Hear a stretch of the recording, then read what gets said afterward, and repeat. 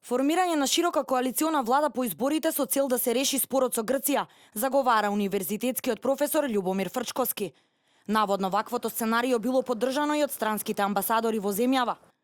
Фрчковски ова сценарио го соопшти на предавањето во Словенија, организирано од Институтот ИФМС, каде најави дека за да се изврши притисок за формирање влада на широка коалиција, со странците на маса било ставено и решавање на прашањето за името.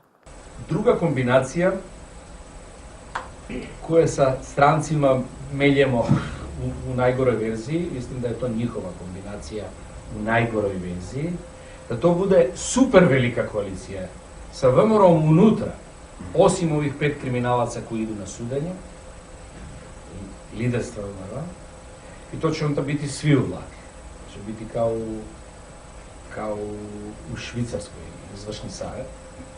Али ќе таква влада бити наменjena каквој консолидација? Може да решавање проблема имена sa Грчком, уласка Македонија у НАТО и онда за годину и поновица. Според експертите, со ваквите најави се отвара врата за разни преговори и договори, во кои намаса ќе се стават македонските национални интереси.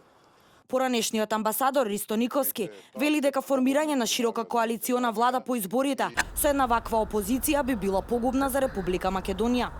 Тој смета дека ова е странска идеја, а не домашна. Мислам дека за голема коалиција беше веројатно времето пред изборите во 2014 година, кога не беше распламтена така домашната политичка сцена, кога разликите и, мислам, оние конфронтациите не беа на такво ниво.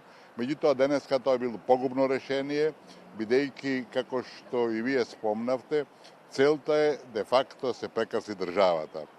Целата оваа криза, која ги тресе темелите на оваа држава веќе 2,5 години е точно со таа намера да се прекраси државата. Се смета дека сега Македонија е фрлена на колена и сега, како што рече и лидерот на опозицијата, сега му е мајката, значи да капитулираме. Лидерот на СДСМ Зоран Заев пред албанската диаспора во Швајцарија веќе ја прогласи Македонија за виновна за споровите кон соседите, а во минатото најавуваше виткање на кичмата за наметнатиот спор од Грција за името. Заев пред албанските иселеници отворено ја искритикува Македонија и застана во одбрана на Косово, Албанија, Грција, Бугарија и Србија. И не може сите да бидат лоши околу нас, а ние сме најдобрите. Ако сите се скарани со Македонија, проблемот е во Македонија. Доколку по изборите не се формира стабилна влада, според аналитичарите, надежта на стратезите на СДСМ е дека преку нереални и неприфатливи условувања од албанските партии би се формирала некаква влада на широка коалиција, со што би биле загрозени македонските национални интереси. Високи функционери од ДУИ вчера брифираа дека Али Ахмети се подготвува за премиерското столче, доколку некоја од македонските партии не освои мнозинство. Познат е и ставот на интегративците дека двојазичноста ќе биде услов за формирање влада.